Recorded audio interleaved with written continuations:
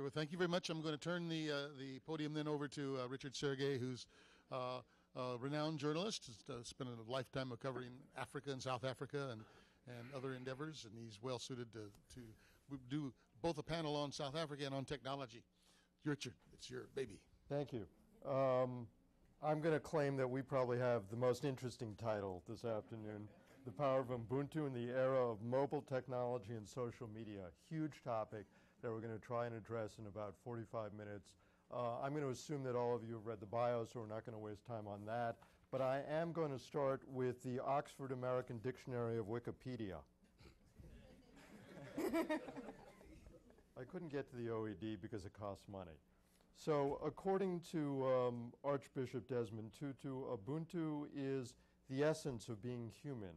Ubuntu speaks particularly about the fact that you can't exist as a human being in isolation. It speaks about our interconnectedness. You can't be human all by yourself, and when you have this quality, Ubuntu, you are known for your generosity. We think of ourselves far too frequently as just individuals separated from one another, whereas you are connected and what you do affects the whole world. When you do well, it spreads out. It is the whole of humanity. And from Nelson Mandela himself, a traveler through a country would stop at a village, and he didn't have to ask for food or water. Once he stops, the people give him food, entertain him. That is one aspect of Ubuntu. But it will have various aspects. Ubuntu does not mean that people should not enrich themselves. The question, therefore, is, are you going to do so in order to enable the community around you to be able to improve? We've got a lot to cover, and I'm going to start with Eric, who's a former classmate of SAWIP and graduating this year from UCT. After you. Thank you.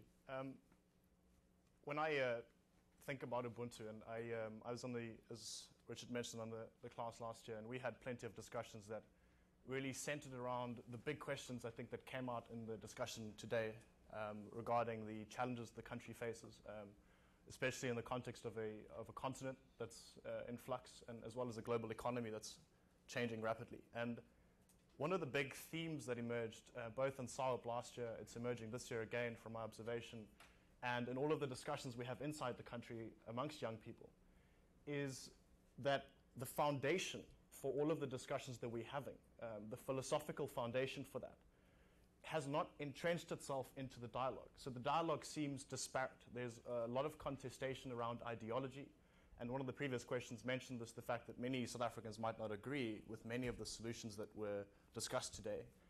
And so Ubuntu is really, to my mind, the descriptive tool that we can use to characterize the era of development that the African continent is experiencing.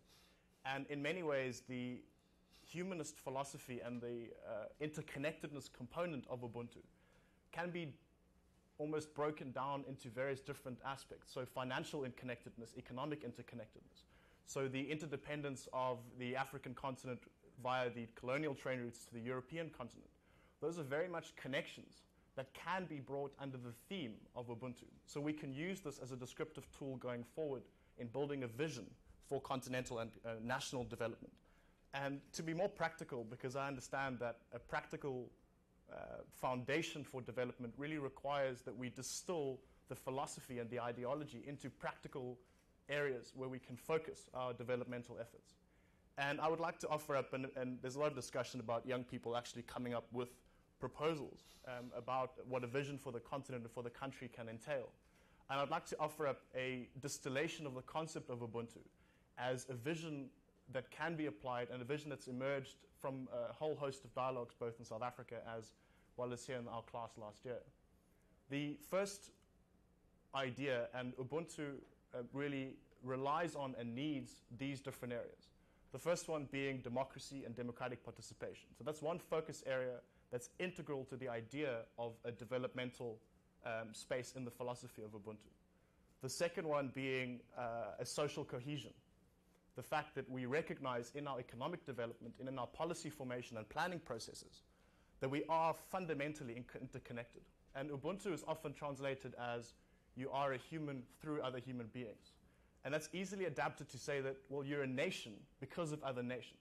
Because of the connectedness and because of the way our economies are structured, we are, in fact, very, very integrally dependent on each other already. So the African Renaissance, at many levels, can be thought of as the era of Ubuntu. So it's already there. It's about what we call it and how we characterize it. And then the third one, which is very much integral to both the first and the second, and really the area where young people should focus and where our policy should definitely focus, is innovation. It was mentioned again this morning, is that the continent and the country is very much characterized by a resource intensiveness. A discussion just emerged about beneficiation of natural resources, and value add is a big component. And innovation is really the area where we can focus and innovate ourselves out of the architecture of colonialism, the architecture of apartheid, which very much still characterizes the way that the economies are structured on the continent and a lot of the intra-trade between African countries. And innovation policy in economics as well as social policy is definitely an area that we can use to enhance both social cohesion in bringing about a sense of connectedness in our policy and in our discussion, and also in enhancing our democratic participation and strengthening our democratic institutions. So those are the three practical visionary elements that I think that we can focus on from a practical perspective in the theme of Ubuntu. Tom, as we get to you, South Africa has one of the highest broadband penetration rates on the continent, as well as 47 million mobile users.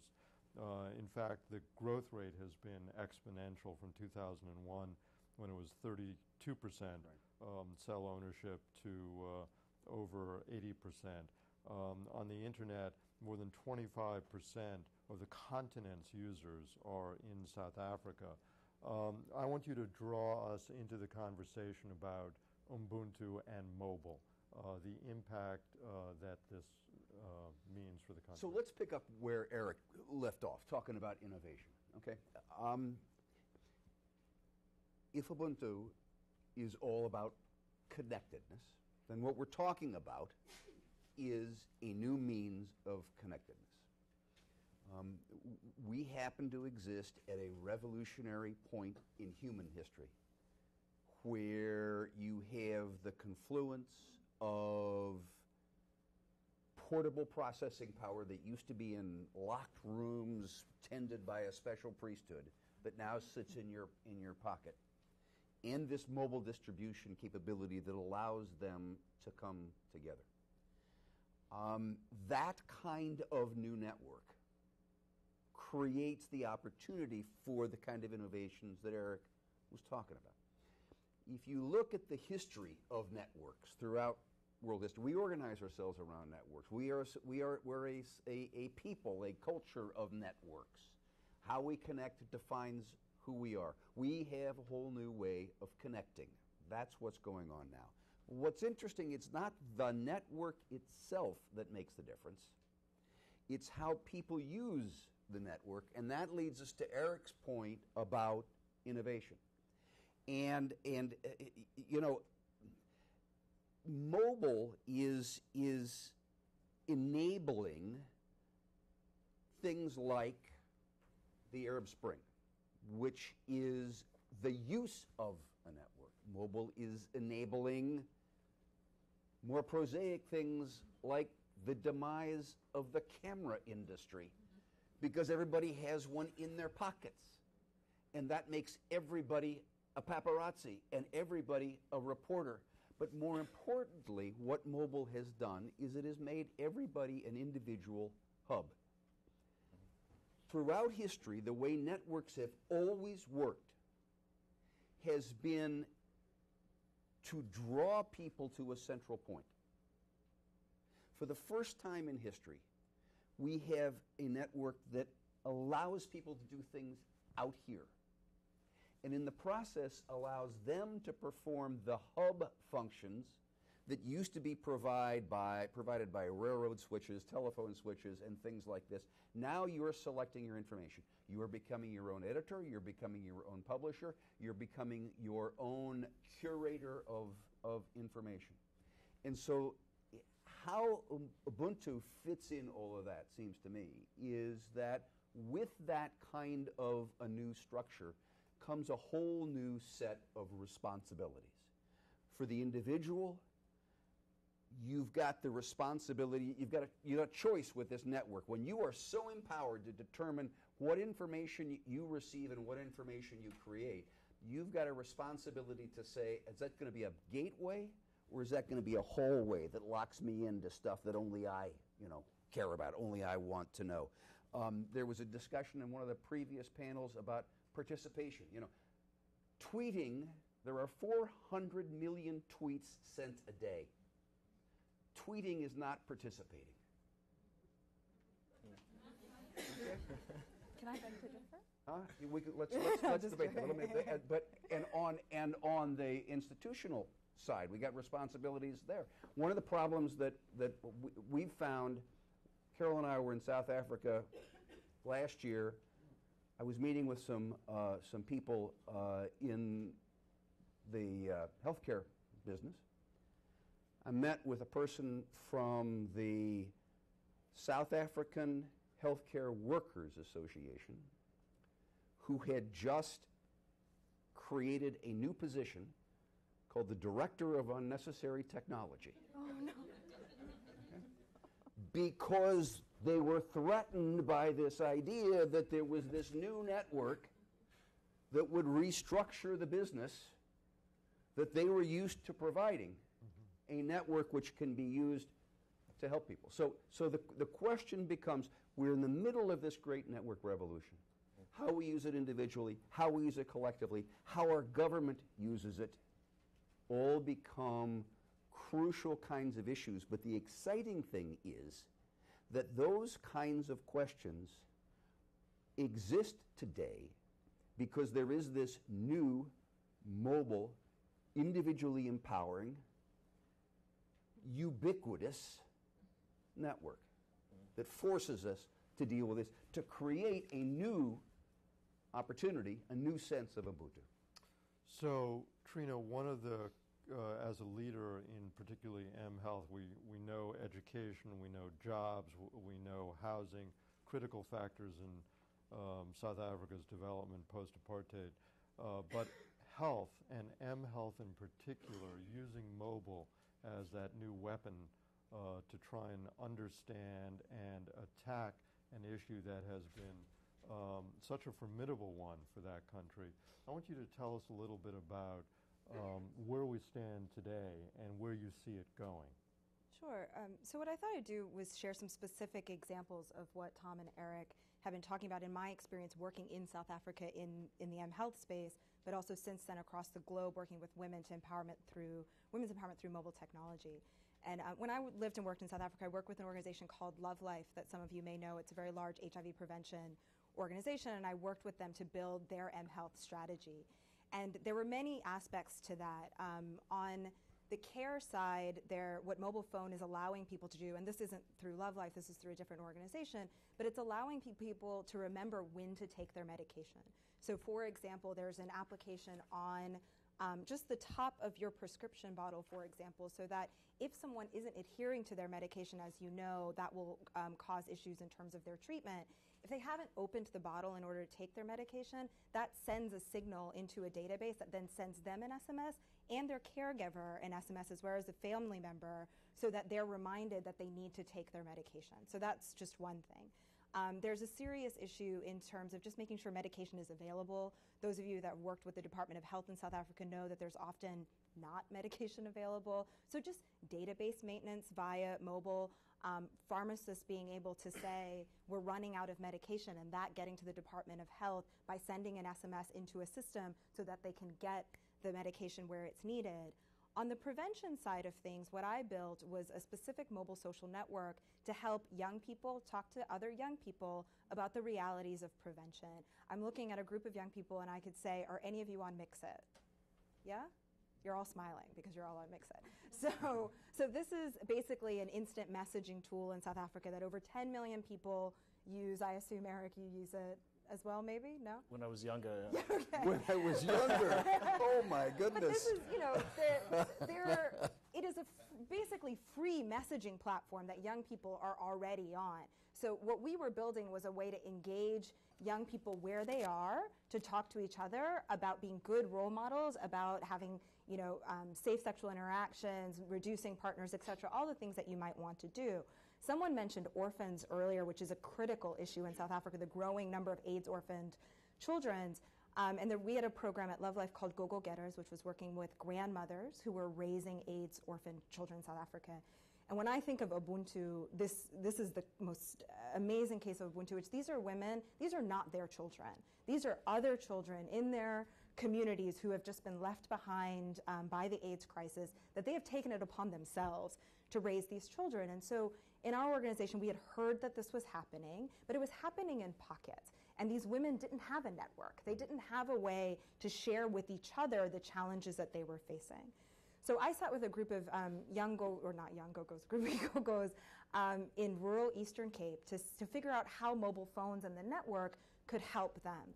And what we heard time and time again was that, for example, when the grandmothers would go to the Department of Home Affairs or whichever ministry to try and just get a birth certificate for the child so that the child could get a grant so that the child could eat, there's a whole lot of corruption in that system.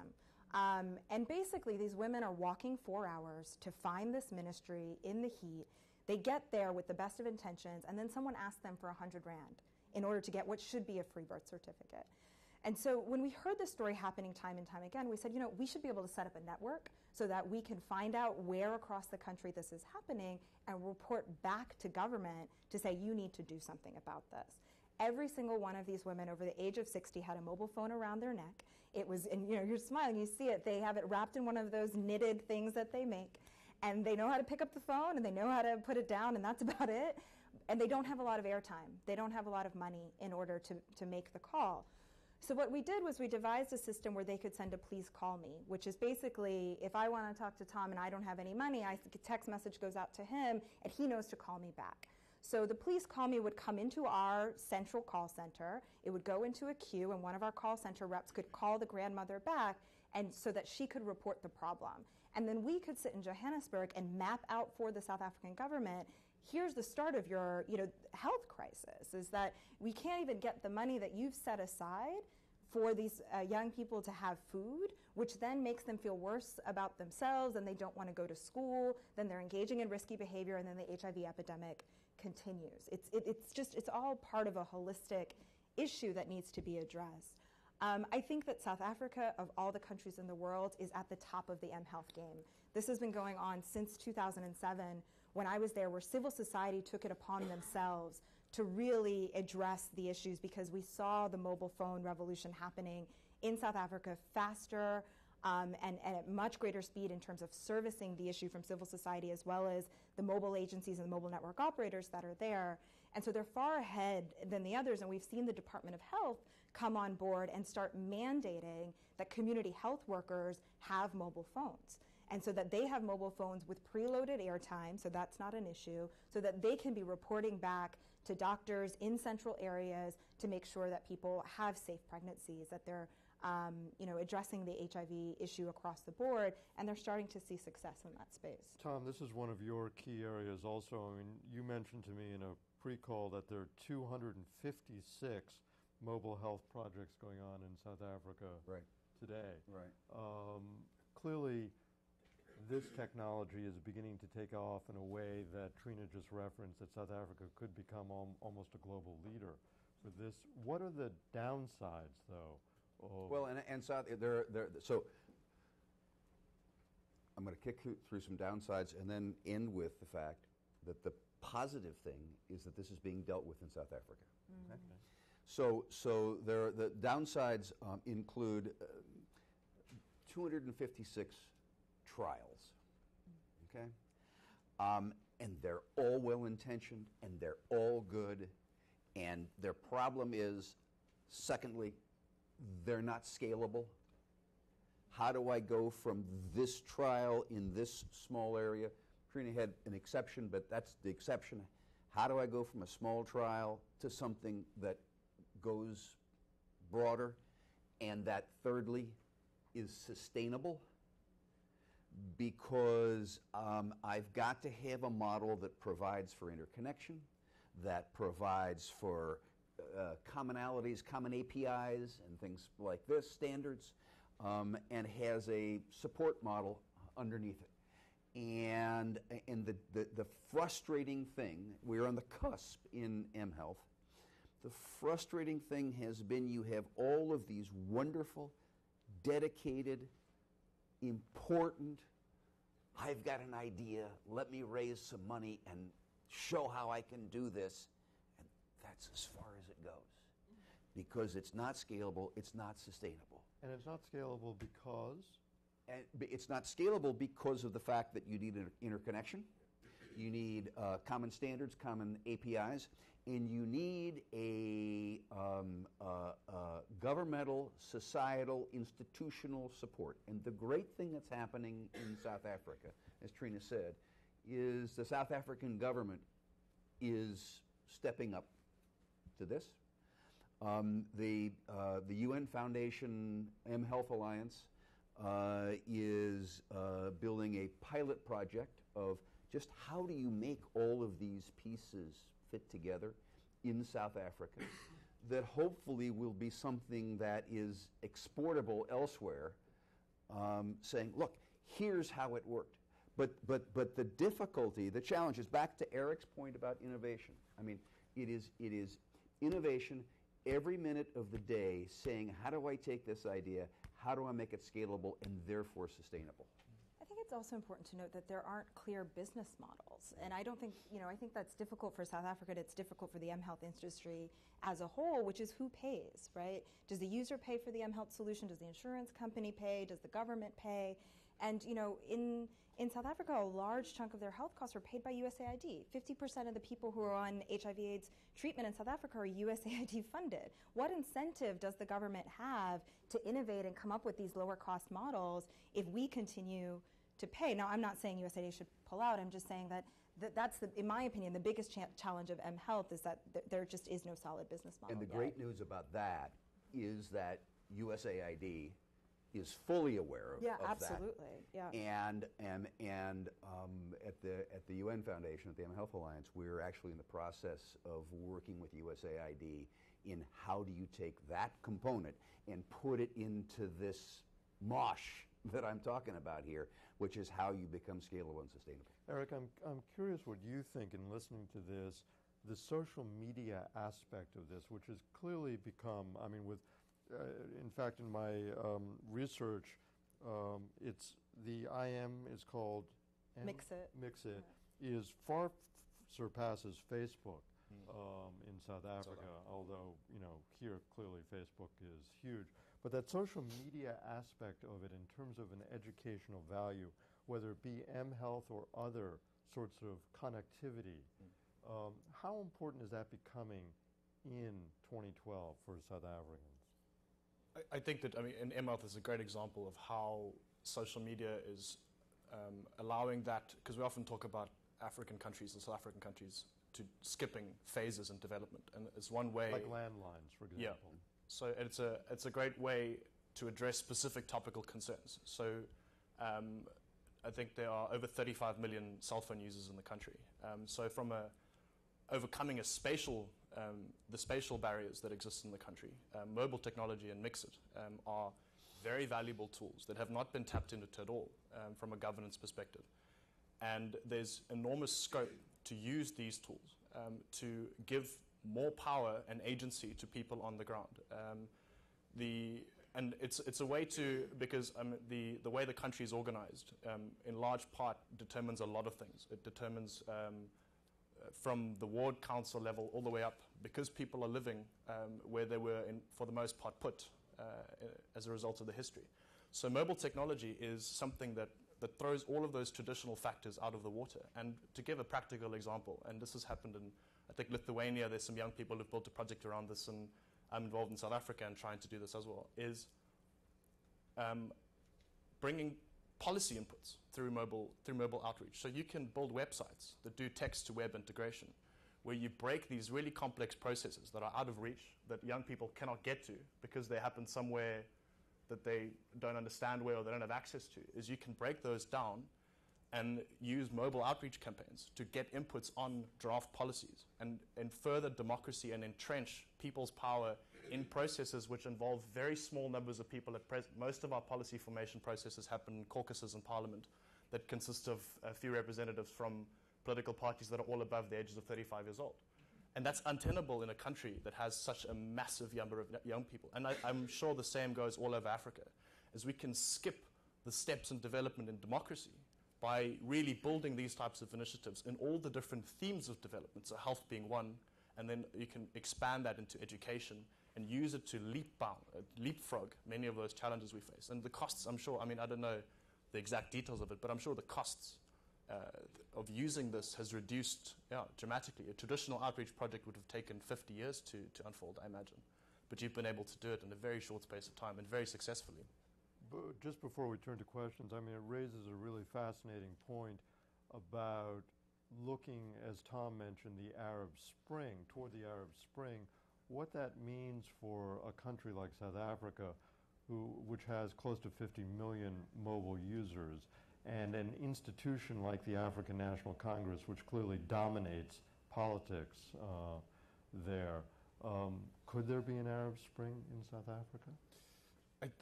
A lot has been written about this, and there's the popular dialogue is emerging about the possibility of that. But I think the foundations that the African National Congress have laid are very solid, and in many ways will, I think, put off that reality for a number of years, even though there are still major developmental challenges. I mean, 3 million families have homes, which has enhanced or have been given homes post-1994, which from a stability perspective is enormous. And I don't think you have any of those social measures in other countries. So in many ways, the structural characteristics of the challenges in South Africa are very different to, I think, what they faced in Egypt. But let's pick up on that. The significance of the Arab Spring was not the overthrow of the government. That was the result of the Arab Spring. The significance of the Arab Spring was that the people and the government awoke simultaneously almost to the reality that the traditional chokeholds that government had always used to control the people didn't apply anymore. And that's back to this reality of this new distributed network that makes everybody a hub of activity. And it leads to the point that Eric was just talking about in terms of okay, your crowdsourcing policy, okay? It's really interesting. We had a big struggle in this country over whether we were a democracy or a republic, right? Whether you were a direct democracy where everybody just speaks up and the result is the mass decision, or whether you have a curating process in there, if you will, of elected representatives that then make decisions. And the fascinating challenge that all of us, not South Africa, the United States, everybody, is going to face in this new individual empowerment environment is what is the nature of how this technology gets used to change the way in which we govern ourselves. And then how do we become responsible? And why I say that tweeting is not participating is that me sending out a message that says, I really think about this, about what Mitt Romney said today, is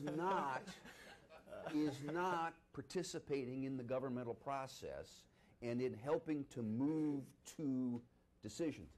Tweeting organized things in the Arab Spring, but tweeting is also cheap grace, Waddy. It's cheap grace for saying I'm participating, I'm doing something when you're not. So, may I respond? Quickly, and then we'll go to the audience. So I agree completely in the sense of getting to actual government processes and all of that.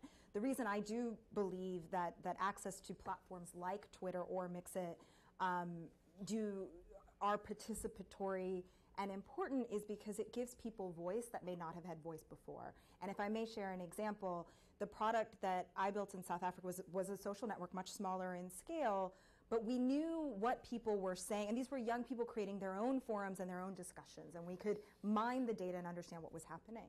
And we were talking to the Department of Health, and they were concerned with the Department of Education about something that they were hearing happening across South Africa anecdotally. They wanted to create policy around it. They didn't know what was happening. And this was this issue of sex for school fees that they were hearing was happening. Basically, that teachers were engaging in sexual intercourse with young people who couldn't afford school fees. Obviously, this is a horrible thing to think about, but it was just anecdotal and they didn't know. And I said, well, let's just throw up the question in the social network and see what comes up. And when we threw up the question, it was really fascinating because what came back within 30 minutes, and this isn't, completely accurate, but what came up in 30 minutes was that in Mpumalanga, all of the kids said, no way, not going to happen. In KwaZulu-Natal, they were like, yeah, all the time, happens. And so immediately there was a sense to direct the conversation, to say to the government officials, you need to go talk to your folks in KwaZulu-Natal, and maybe there's something there, maybe there's not, but they wouldn't have known otherwise. They wouldn't have had direct access to someone on the ground who could then give voice. So we're in violent agreement. Okay? Yeah. It's what you do with it. Absolutely. That is the key. All right, let's, you first, in the back. And please introduce yourself. Thank you, Paulette Lee, Communications Consultant. I think it's important to point out, however, that as important as social media were in bringing people together during the so-called Arab Spring, the young people did not coalesce politically in Egypt, and thus the candidates whom they would have preferred didn't win, weren't the candidates of choice. I was concerned, Eric, about you saying, maybe I misheard you, that we can skip some steps of development. Did you say that? And could you elaborate on that, please? Because I'd like to know which steps you think we should skip. Thank you. The hard ones. Go ahead. You're on the spot. Yeah, just to clarify, it was in the industrialization process. There are technologies that allow us to leapfrog the traditional means of development, not skipping steps in development, but rather using adaptive technologies to advance at a quicker rate and to get to processes that took the United States 400 years to get to. We've gotten there in 10, 20, 30 years by using new technologies. That's specifically what I was referring to. It's a fair response. Yes, sir. Good afternoon, or is it evening already? My name is Kwajo, and I am a part of the 2012 SAUB cohort, and it gives me great pleasure to be here as a proud South African and to be welcomed by your country, and I speak specifically to the American members of this audience and this crowd. I think I am inclined a little bit to disagree with Mr. Wheeler about tweeting not being participatory. And I think, at least in some circumstances, one of the questions that hasn't really been broached on this panel today has been something which is integral to the whole idea of Ubuntu, and that's reconciliation, at least within South Africa. We all here in this audience understand some of the history that South Africa comes from, and we've also heard quite a bit about what the present situation in South Africa is. One of the very real issues is race relations in South Africa, and a lot of that has come out very recently through social media.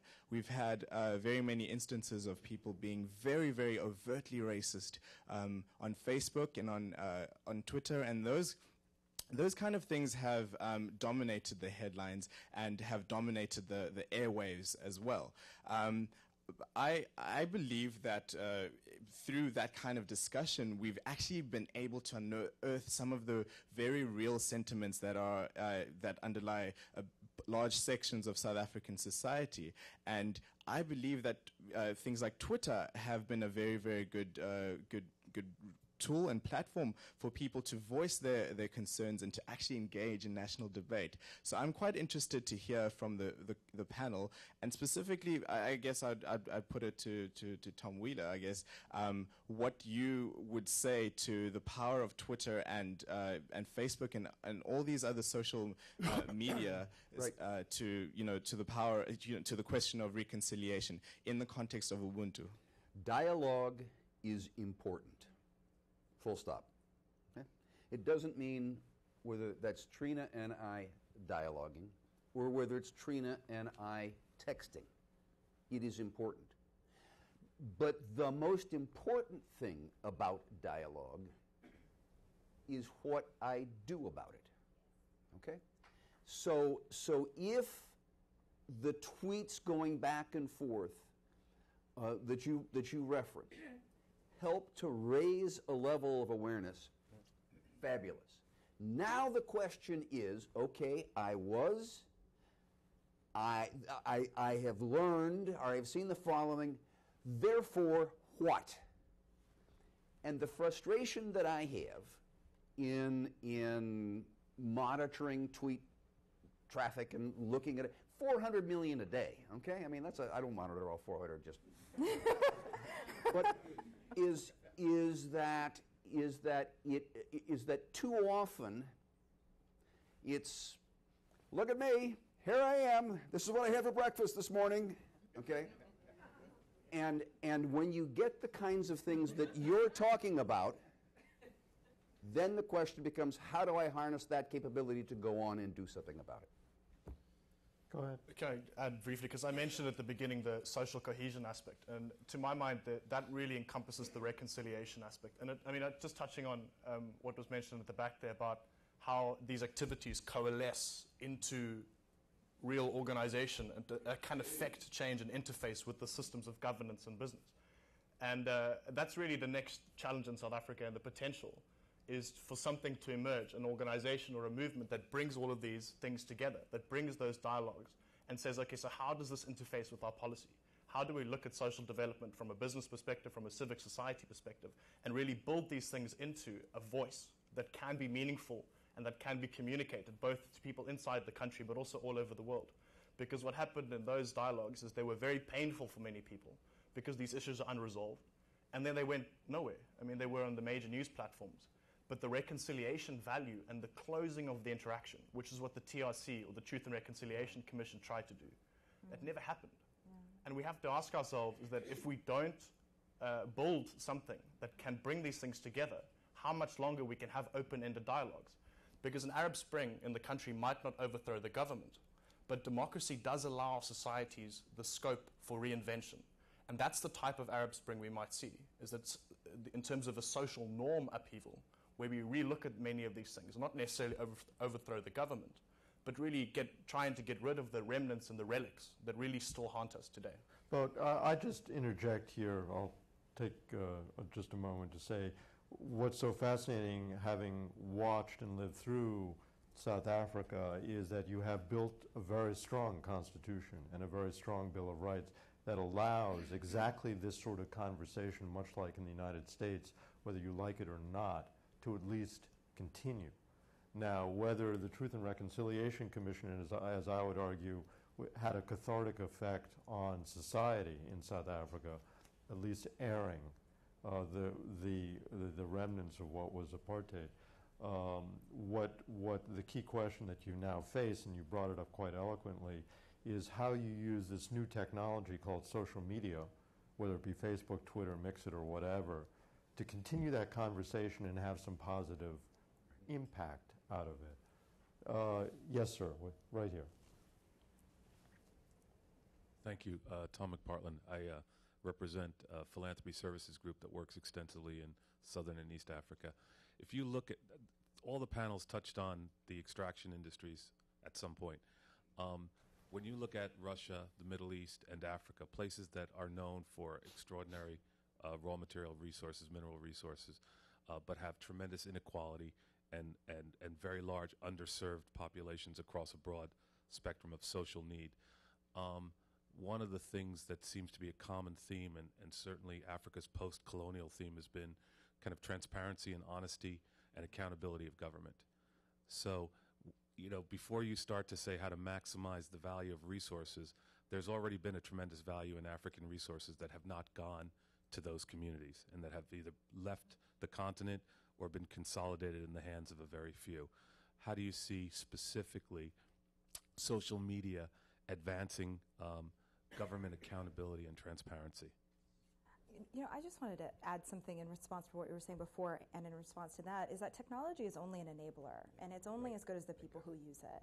And so it can be used for good, but can also be used for bad. One of the fascinating things I found in South Africa is that it's the easiest country in the world to pay a traffic fine. They have used technology in the most amazing ways to pay your traffic fines and gain revenue. It is the most difficult place in the world to report, or not in the world, but it's very difficult to report corruption.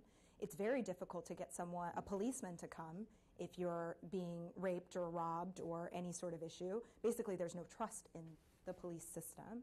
And so I think that until the government wants what you're talking about, then no technology can actually answer the solution. When the will is there, or if civil society forces it, then I can get 5 coders in a room and build it tomorrow. But it's just, there are bigger issues at play, in my opinion. Yes, ma'am. I just wanted, my name again is Lottie Sneed, and I've done a lot of work as a community organizer, and what I wanted to speak to was accountability and follow-up and the development of leaders. I cheered, this is fascinating to see young people so engaged. I think as we're talking, we see that we can make the contact, we can engage, but how do we know where the leadership is? And how do we get those strong voices in a place that they can really make a difference? When you spoke of reporting to the government, that kind of accountability to me is not looking, we want to switch that, not for the government to fix it, but to be accountable for fixing it. And so I just wondered, I'm very excited about what you all are doing. I would be the grandmother with the phone on my neck that would call you. Okay. So. I'm going to ask Eric, as a future young leader of South Africa, to answer that question. Thanks, Richard. I think that relates intimately to the previous question about the enormous wealth that's in large been siphoned off the continent for the greater part of centuries. The reason that is permissible, and the reason it hasn't, I think, happened in South Africa very recently, in particular in response to the growth and development of China, is because we have a lot of our rights institutions, the institutions that protect and make sure that, for instance, intellectual property, those institutions are there, even though they come from a different era of development and a different era in our history. Those institutions are protecting the wealth. And another reason, I think, why there are a lot of theories that explain why wealth concentrates. And I think to speak to the social media aspect of that and wealth concentration and what's allowed plunder is the absence of information. So people have not been able to see or hear about or listen or feel the effects because it's remote of China being given vast quantities of land over 100-year lease agreements in exchange for all kinds of resources. I don't know the technical details of a lot of these things, so I'm speaking generally.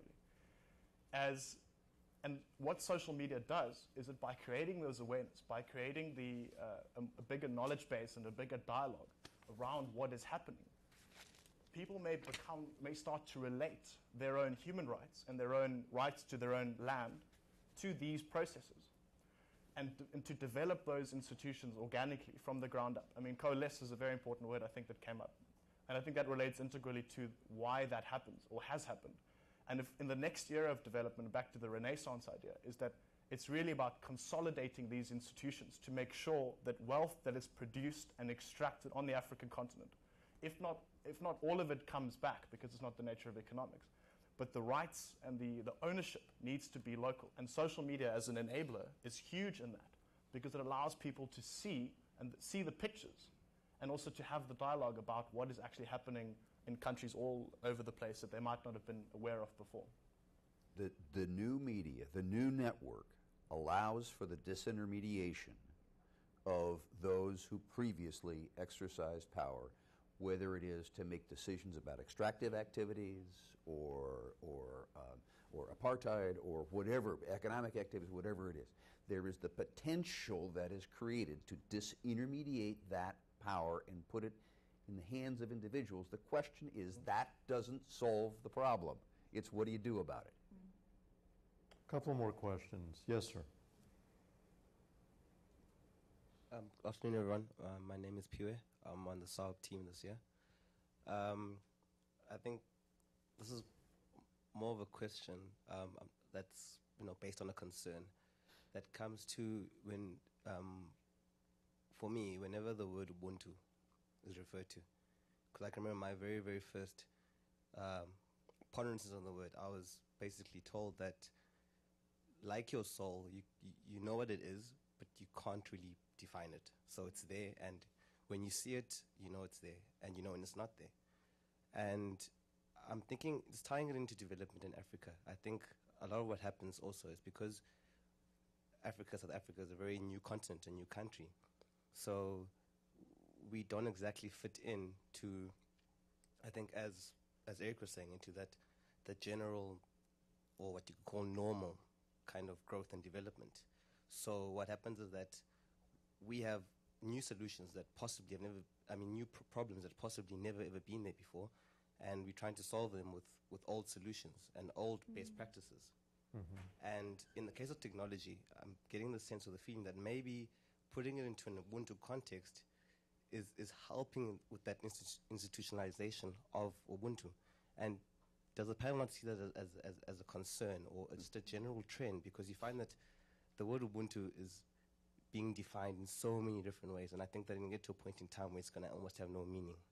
I just want to tell everyone that I didn't come up with the panels, so don't look at me for an answer to this one.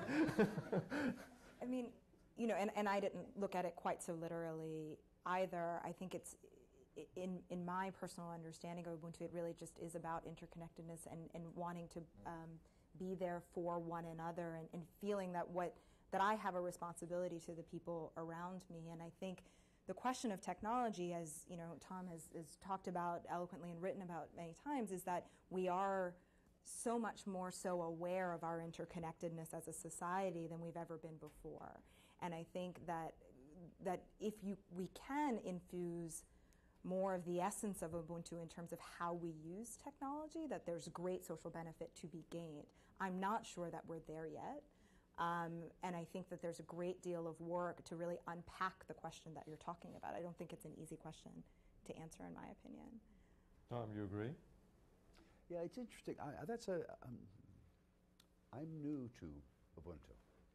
Okay.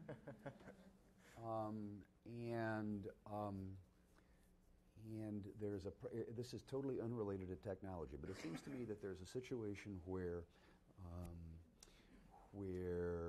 a concept that you own, that you have internalized, that means something to you, gets taken over by others and institutionalized to become something different, which is a very uncomfortable kind of a situation to be in. And so I think you have every right to raise your hand and say, wait a minute, somebody's taken my concept and trying to relate it to social media, whatever the case may be.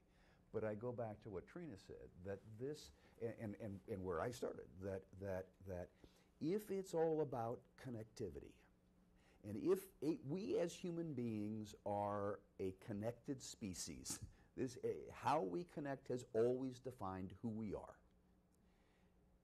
Okay, I don't care how the connection is. I don't care whether you call it Ubuntu or whatever, but whatever that coming together is, whatever that connectedness is, the fascinating question is, how does the existence of a new network change that relationship, that connectedness, and what are the opportunities, and threats created by it?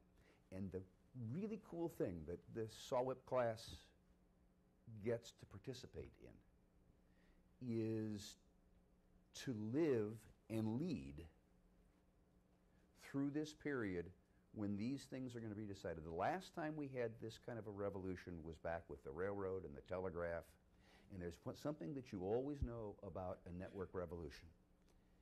It is uncomfortable. It is dislocating. It creates ideological conflict. And it delivers a technology which replaces its predecessor before it is mature enough to truly be a replacement. And in that kind of a void, you guys get to define what the hell's going on. And there's not much more exciting than that. So, Eric, you have 30 seconds to wrap it up. It doesn't get more exciting than that, does it? Come on. I mean, I don't want to add any more. I mean, I think if there's more time for questions, I think that would be... No, there isn't. Okay. So,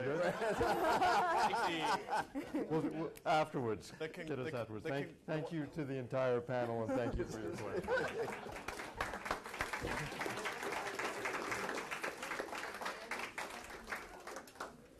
Thanks. Thank you, Richard. Thank you for a wonderful panel. Thanks. Thank you.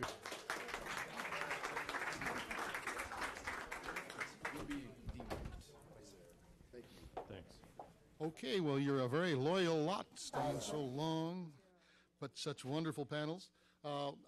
Before I call an official close to this afternoon, we're going to have just one last presentation, some closing remarks by Daniel Hagen, who is at Stellenbosch University. He's working on his teacher certificate, wants to be a teacher, and I hope he makes it. He's going to come up and give us his perspective on, sort of build on some of the things that's been discussed today and give us kind of a final wrap-up. Thank you. Daniel.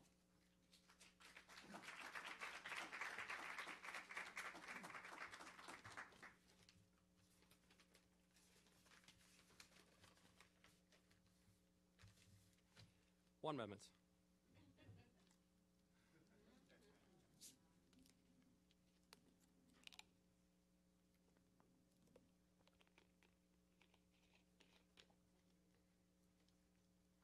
Thank you for bearing with me there. Good afternoon to all of our very esteemed guests who have joined us tonight and shared their insight. It really has been fascinating, and I hope you're not all too tired yet. My name is Daniel Hagen, and I'm a member of the SARB class of 2012. I should be intimidated by my audience, but standing in front of a classroom of 16 teenagers, well, they're far more terrifying and somewhat more hormonal too. So if I start rambling and bore you, please just text and chuck bits of paper at me or each other. It's what I'm used to. Over the course of today's discussion, we have touched upon the main challenges to growth and development in South Africa, along with some innovative means of working towards solving them. The importance of mobilizing the youth to overcome these challenges cannot be understated, and is a common thread throughout our discussion today and in other discourse on South Africa. How can we qualitatively build on the quantitative progress we have made as a country since 1994? If we leave this generation behind, our country will become a country of ifs and if-onlys. As a teacher in training and a South African youth, I believe that education is the key mechanism with which to mobilize young South Africans. Central to this process is telling children that they can make a change in their environment to better themselves and each other.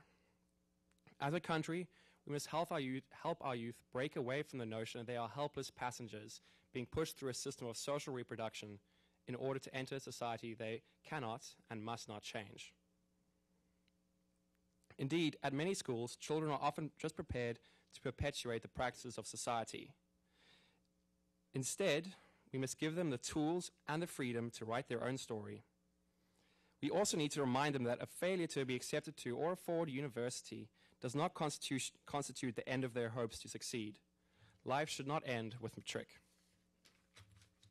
In my experience of tutoring and some teaching, I've met learners who are intelligent, capable, and driven, yet they lack the little things in their environment which could see them fulfill their ambitions. Extra assistance, encouragement, or even something as simple as a 150 Rand, which is about $10, application fee. Seeing what a huge influence teachers can have by attending to these small details in supporting their learners has inspired me to pursue a career in this field to work with the youth. But looking beyond the youth for a moment, let us not forget the generations of South Africans who never had the opportunity to access proper schooling. The former youth who sacrificed their own opportunities in order to give the youth of today the chance to access something better. Those who are still hungry, years on, for the knowledge and skills necessary to enter the South African job market and have a stake in South Africa's future, having been denied their stake in its past. Following ongoing debates on educational challenges in South Africa and the world, I am struck by the diminished role teachers seem to play in these discussions. We can and should pursue educational reform, but how can we change educational policies without consulting those tasked with implementing them on a daily basis?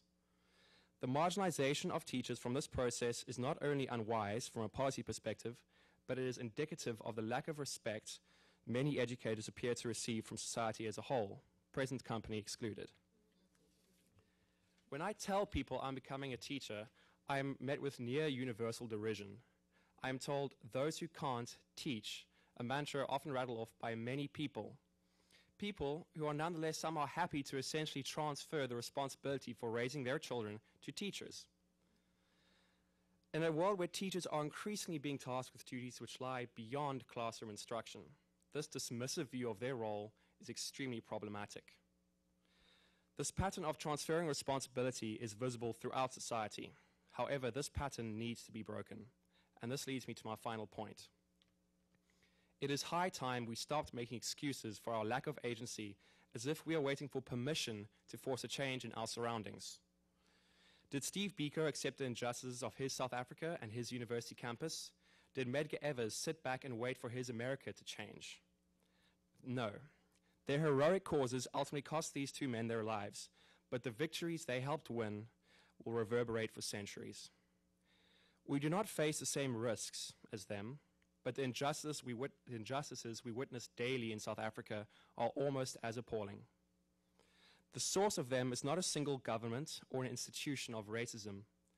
It is a faceless enemy. The social injustice of our South Africa requires our immediate action in our communities. This responsibility for our communities is derived from our humanity, Ubuntu, as we touched upon earlier, and this responsibility is equally shared. There is simply no shifting it any longer. Although the circumstances of many South Africans, young South Africans in particular, may make it so much harder for them to exercise this responsibility equally, those of us who can, must. Let us mobilize the incredible resource of our youth by actually telling them that they can, rather than reminding them of their failings. And let us inspire the people tasked with inspiring them, our teachers. As young South Africans, we are ready to take up our responsibility to play our different parts as proud actors on the great and ever-expanding South African stage, even if there are flaws in the script. Thank you.